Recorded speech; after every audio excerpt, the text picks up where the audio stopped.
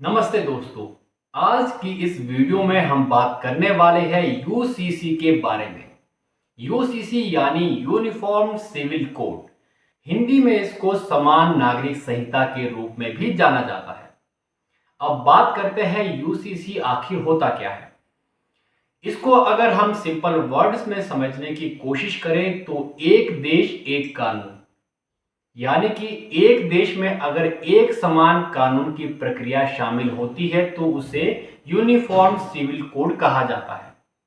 जैसे कि अगर हम बात करें अमेरिका की, तो अमेरिका में यूनिफॉर्म सिविल कोड अप्लाई है। पाकिस्तान में, बांग्लादेश में, आयरलैंड में बहुत सारे ऐसे देश हैं जहां पर यूनिफॉर्म सिविल कोड अप्लाई हो चुका है। यूसीसी का मतलब है कि एक देश एक कानून, यानी कि अगर एक देश है तो वहां पर एक ही कानून होना चाहिए।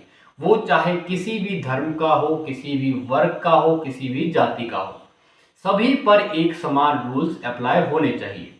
वो अगर शादी है, तलाक है, अगर किसी बच्चे को हम गोद ले रहे हैं, या फिर बहुत सारी और भी जैसे संपत्ति की बात करें तो उस पर भी समान अधिकार होना चाहिए। पति का भी, पत्नी का भी। वो हिंदू में भी होना चाहिए, मुसलमान में भी होना चाहिए, सिख में भी होना चाहिए, ईसाई में भी होना चाहिए। इस तरीके से होता है यूनिफॉर्म सिविल कोड। 1835 में पता चला था कि भाई जो यूनिफॉर्म सिविल कोड नाम की चीज है वो भी है, दुनिया में एग्जिस्ट करती है, लेकिन फिर भी हमने इसको अपनाया नहीं है आज तक। वो क्यों? क्योंकि हमारे देश में एकता है ही नहीं।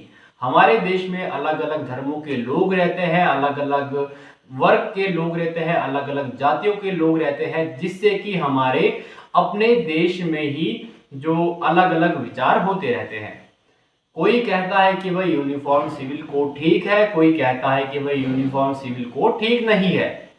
राजनीतिक पार्टियों की बात करें तो वहां पर भी सेम ऐसी ही कंडीशन रहती है। कई राजनीतिक पार्टियां इसे सपोर्ट करती है, कई राजनीतिक पार्टियां इसको सपोर्ट नहीं करती है। अब हम बात कर लेते हैं यूनिफॉर्म सिविल कोड कैसे अप्लाई होता है। विधानसभा या फिर राज्यसभा में एक प्रस्ताव पारित किया जाता है और उसके बाद किसी एक न्यायालय के द्वारा इस पर प्रतिक्रिया दी जाती है और धीरे धीरे ये सिविल कोड अप्लाई हो जाता है।